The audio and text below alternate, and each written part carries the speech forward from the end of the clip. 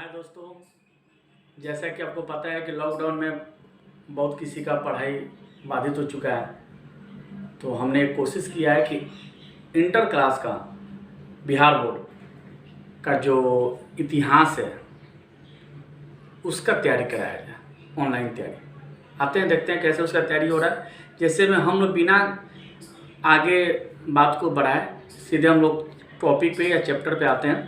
पहला हमारा चैप्टर है +2 का ईंट मनके और अस्थियाँ, और एक उसमें आपको हड़प्पा सभ्यता इसमें मेन टॉपिक पढ़ना है। सबसे पहले जानिए कि हड़प्पा सभ्यता है क्या। तो हड़प्पा एक गांव का नाम है जो पहले भारत में था, बंटवारे के बाद वह पाकिस्तान में चला गया। उसके बारे में आज हम विशेष तौर से पढ़ेंगे। इस चैप्टर को 2 या 3 भागों में बांटकर हम आपको बताएंगे कि पूरा कौन सी घटना किसके बाद हुई है, और फिर आप लोग को पूरा चैप्टर समाप्त करने के बाद कुछ क्वेश्चन वोचन करवाया जाएगा। फिर आगे देखते हैं क्या होता है। तो सबसे पहले इसकी शुरुआत कहाँ से होती है, हड़प्पा क्या है, क्यों इतना इसके पीछे लोग पागल हुए, इसके बारे में जानकारी लेने के लिए 1826 ईस्वी में चार्ल्स मेसन अंग्रेजी अफसर थे। जब वह हड़प्पा के गांव से गुजर रहे थे तो उन्होंने देखा कि बहुत सारे लोग जिनको अपना मकान बनवाना है वो क्या कर रहे हैं कि मिट्टी खोद रहे हैं, उसके अंदर से ईंट निकाल कर अपना घर बना ले रहे हैं। उनको बड़ा हैरानी हुआ कि ये कैसे हो सकता है। लोगों से पूछा कि आपको यह इतना अधिक मात्रा में ईंट कहाँ से मिल जा रही है। तो लोगों ने उन्हें बताया कि हम लोग मिट्टी खोदते हैं, इसके अंदर से ईंट निकाल कर अपना घर बना लेते हैं। लेकिन उन्होंने सोचा कि इसके बारे में कुछ और जानकारी लिया जाए, शायद उस तरह की स्थिति उनके सामने ना हो कि वो उसके बारे में और ज़्यादा खोजबीन किए हो। उसके बाद समय बीतता गया। जब अंग्रेज रेलवे की शुरुआत भारत में करने जा रहे थे, 53-56 के आसपास की बात है, 1853 से लेकर 1856 के बीच की बात है। तो उस समय एक ब्रंटन ब्रदर्स, 2 भाई थे, ब्रदर्स मतलब तो समझते हैं 2 भाई होते हैं, उन्होंने उसका जिम्मा लिया था। तो जब रेलवे बिछाया जा रहा था, जब ट्रेन बिछाया जा रहा था, तो वहाँ के जो ठेकेदार थे उन्होंने यह महसूस किया कि इस मिट्टी के अंदर बहुत अधिक मात्रा में ईंट है, और उतना अगर खुदाई किया जाए, एक एक ईंट निकाला जाए, तो फिर रेलवे बिछाने में जितना ठेका हमको मिला है उससे ज़्यादा इस ईंट को निकालने में लग जाएगा। उन्होंने इसकी खबर अपने अफसर को दी। उनके ऑफिसर आए, जांच पड़ताल किए, और ब्रंटन ब्रदर्स के निगरानी में बात गया। उन्होंने भी थोड़ा बहुत इसके बारे में खोजबीन करने की कोशिश की, लेकिन बात आगे नहीं बढ़ पाया। बाद में आपको बनिंघम साहब जो उस समय पर्यवेक्षक हुआ करते थे, सर्वेक्षण से संबंधित जो काम करते थे 53 के आसपास, उनको भी इस बात की जानकारी हुआ, लेकिन वह भी खास इस पर कोई इंटरेस्ट नहीं ले पाए। मेन बात आता है 1921 ईस्वी में, जब दयाराम साहनी को खुदाई के जब वहाँ पर खुदाई चल रहा था, तो उन्होंने वहाँ पे देखा कि बहुत सारे मोहरे मिले उनको। और मोहरे मतलब अधिकांशतः क्या 100% जो उसमें मोहरे थी वो सभी आपको मृद भांड की बनी हुई थी।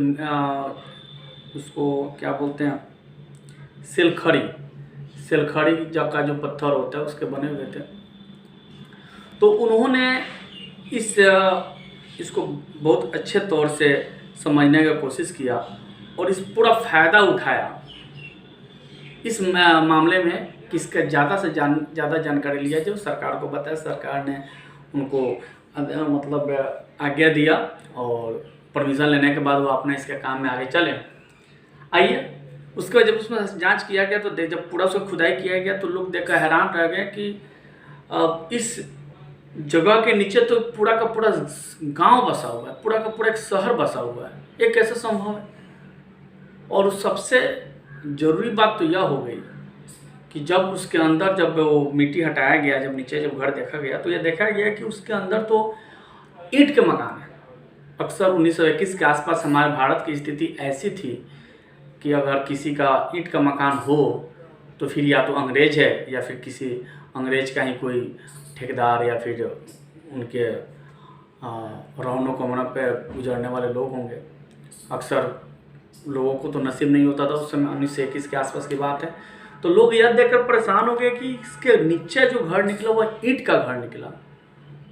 ये तो बहुत उसके बाद बहुत प्रकार का खोज हुआ, उसके अंदर आपको सड़कें मिली जो एक दूसरे को संपूर्ण पकड़ती। इसके बारे में हम आगे चर्चा करेंगे। खैर बाद में पुरातत्व विज्ञान का सहारा लिया गया, जिसको सी कार्बन विधि है, आएगा तो उसको हम बता देंगे। उस विधि का प्रयोग करके जब उसका काल निर्धारण किया गया, काल निर्धारण का मतलब होता है कि वहाँ पे जो भी चीज़ नीचे पाए गए, बहुत सारे चीज़ पाए गए, उससे जब काल निर्धारण किया गया तो लगभग 2600 ईसा पूर्व से लेकर 1900 ईसा पूर्व तक और उसका अनुमान लगाया गया। अब एक सर ईसा पूर्व क्या है, तो ईसा पूर्व है, ईसा मसीह का नाम आप लोग सुने होंगे, नहीं भी सुने होंगे तो हम आपको बता दे रहे हैं कि ईसा मसीह आपको ईसाई धर्म के पूज्य व्यक्ति हैं। और जब ईसा मसीह का जब मृत्यु हो गया तब उन लोगों ने उनके बारे में समझा कि हाँ ये बहुत विद्वान व्यक्ति थे, इनकी पूजा करनी चाहिए, इनके कहे हुए रास्ते पर चलना चाहिए। बाद में निर्धारित किया गया कि जब ईसा मसीह का जन्म जिस दिन हुआ था उसके आगे जो है उस दिन को एक दिन माना जाएगा और धीरे धीरे 1 दिन 2 दिन 3 दिन 4 दिन इस तरह से बढ़ता चला गया। जैसे आज 2020 चल रहा है अभी, इसका मतलब है कि ईसा मसीह के जन्म के 2020 साल पूरे हो गए। 25 दिसंबर को उनका जन्मदिन इस तरह मनाया जाता है, यानी इस दिसंबर को अगर 25 दिसंबर आ जा रहे यानी वो पूरे 2025 साल के हो गया। अब है कि 2020 साल के, और जो चीज़ उनके जन्म के जो पहले घटा उसको ईसा पूर्व का नाम दिया गया, यानी उनके जन्म के बाद जो घटना घटी उसको ईस्वी कहा गया, जिसको हम लोग एडी लिखते हैं, जिसका एडी का नाम है एनो डोमिनी, और एक बीसी होता है बिफोर क्राइस्ट, यानी उनके जन्म के पहले का जो काल निर्धारण हुआ बीसी काल है, उनके जन्म के बाद जो एडी। तो ये समझ गए होंगे।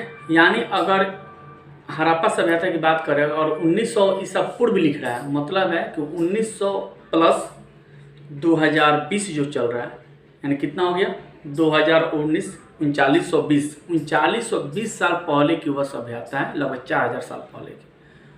यानी महात्मा बुद्ध का जन्म अगर 563 ईसा पूर्व है, इसका मतलब है कि 563 प्लस 2020 जोड़ दो, पता चल जाएगा बुद्ध का जन्म कितना दिन पहले हुआ था। अब आइए हम लोग उस मूल रूप से हड़प्पा को हम लोग सिंधु घाटी सभ्यता के नाम से भी जानते हैं, कि वो सिंधु घाटी के सामने सिंधु घाटी उसके सिंधु नदी जो है उसके बगल से गुजरती थी। उसके बाद मृद भांड शैली में बहुत प्रकार का वहाँ जैसे दीवारों पे मिट्टी का तस्वीर, मिट्टी के रूप में तस्वीर बनाया गया था। मृद भांड शैली के नाम से भी उससे को याद किया जाता है। इसके अलावा वहाँ पे कृषि काल, पशुपालन का, उसके बाद आपको शिल्पकारी, ये सब का बहुत सारा जानकारी मिला कि उस समय के लोग ये इसके बारे में भी जानकारी रखते थे। तो हड़प्पा से जब इसका खोज किया गया, हड़प्पा के जब नीचे से निकाला गया तो उसमें से जौ, गेहूँ, दाल, उसके अलावा सफ़ेद चना, चावल के भी अंश मिले हुए थे, थोड़ा कम मिले हुए थे। बाजरा जो मिला हुआ था गुजरात से मिला हुआ था।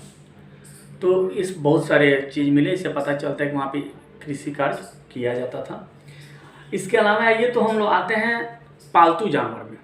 वहाँ पे कौन कौन से जानवर का, और हड्डी तो बहुत सारे जानवर को मिला, लेकिन जिसकी पहचान हो सकी, जैसे मैं आपको पालतू जानवर में थे भैंस, बकरी, सूअर, और जंगली जानवर में हिरन हो गया, घड़ियाल हो गया, और एक जो बनिया सूअर जिसको कहते हैं उसका भी हड्डी का अवशेष मिला।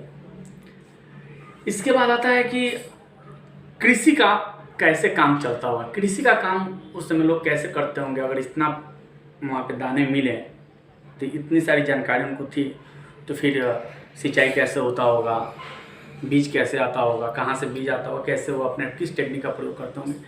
तो कृषि में हुआ क्या कि आपको बता दें कि जैसे मैं राजस्थान के नीचे का जो जब खुदाई किया गया और राजस्थान के नीचे का जो हड़प्पा सभ्यता का जो अवशेष मिला, वहाँ से कुछ जुते हुए खेत का अंश मिला। ऐसा देखने से लग रहा था कि ये जुता हुआ खेत है, वो राजस्थान से मिला हुआ था, जो कालीबंगन एग्जैक्ट जगह का नाम है। उसके बाद है मिट्टी के हल, मानी उस समय हल का भी प्रयोग किया जाता था। और सबसे अहम बात कि मिट्टी का हल हुआ हरियाणा से मिला हुआ था, जगह का नाम बनवाली था। और उसके बाद आपको सिंचाई के लिए नहर का लोग प्रयोग करते थे, कुएँ का प्रयोग करते थे। उसके अलावा आपको वर्षा पे तो आपको पता ही है कि वर्षा तो जलाशय का भी इस्तेमाल लोग करते थे।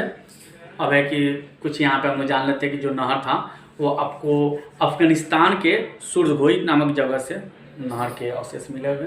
वहीं जलाशय के बारे में देखा तो धौलावीरी जो आपको गुजरात में पड़ता है, उसके बारे में मालूम मिली।